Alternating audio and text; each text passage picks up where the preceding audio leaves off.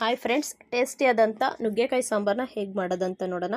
ಮೊದಲನೇದಾಗಿ ಒಂದು ಕುಕ್ಕರ್ಗೆ 100 ಗ್ರಾಮ್ ಆಗೋಷ್ಟು ತೊಗರಿಬೇಳೆನ ನೀಟಾಗಿ ವಾಶ್ ಮಾಡಿಕೊಂಡು ಸೇರಿಸ್ಕೋಬೇಕಾಗುತ್ತೆ.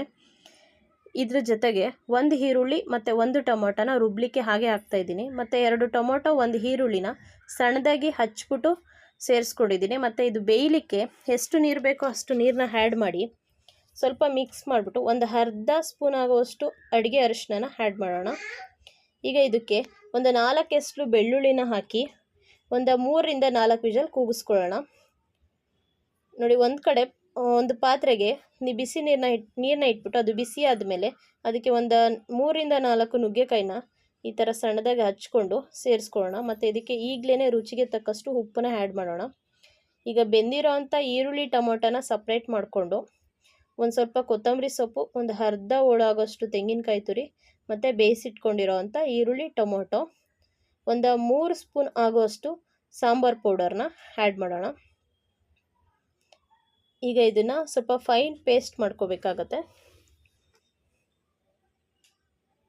ನೋಡಿ, ಇಷ್ಟಾದರೆ ಸಾಕು. ಈ ಕಡೆ ನುಗ್ಗೆಕಾಯಿ ಕೂಡ ಬೆಂದಿದೆ.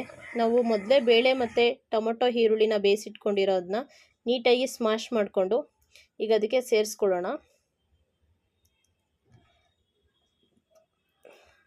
ಇದರ ಜೊತೆಗೆ ರುಬ್ಬಿರೋ ಅಂಥ ಮಸಾಲೆನೂ ಕೂಡ ಸೇರಿಸ್ಕೊಳ್ಬೇಕಾಗತ್ತೆ.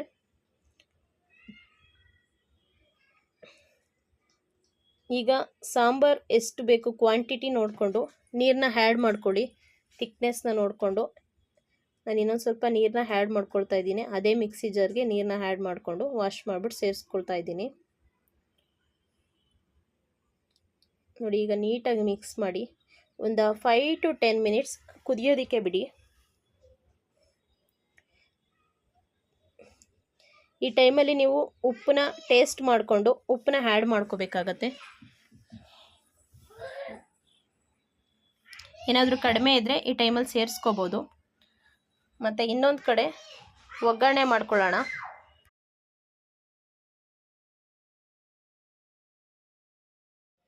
ನೋಡಿ, ಸಾಂಬಾರು ಕುದೀತಾ ಇದೆ.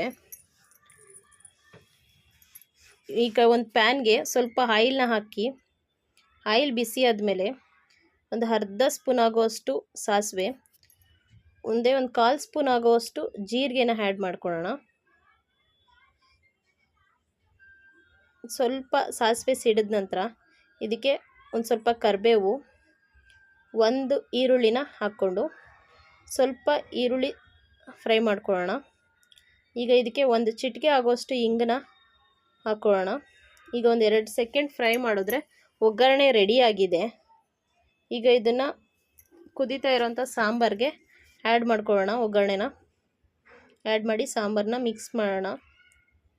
ಈಗ ಇದಕ್ಕೆ ಫೈನಲಾಗಿ ಸ್ವಲ್ಪ ಕೊತ್ತಂಬರಿ ಸೊಪ್ಪನ್ನ ಹಾಕಿದ್ರೆ ಟೇಸ್ಟಿಯಾದಂಥ ನುಗ್ಗೆಕಾಯಿ ಸಾಂಬಾರು ರೆಡಿಯಾಗಿದೆ. ನಮ್ಮ ರೆಸಿಪಿ ಇಷ್ಟ ಆಗಿದರೆ ಪ್ಲೀಸ್ ಸಬ್ಸ್ಕ್ರೈಬ್ ಮಾಡಿ, ಶೇರ್ ಮಾಡಿ, ಕಾಮೆಂಟ್ ಮಾಡಿ. Thank you.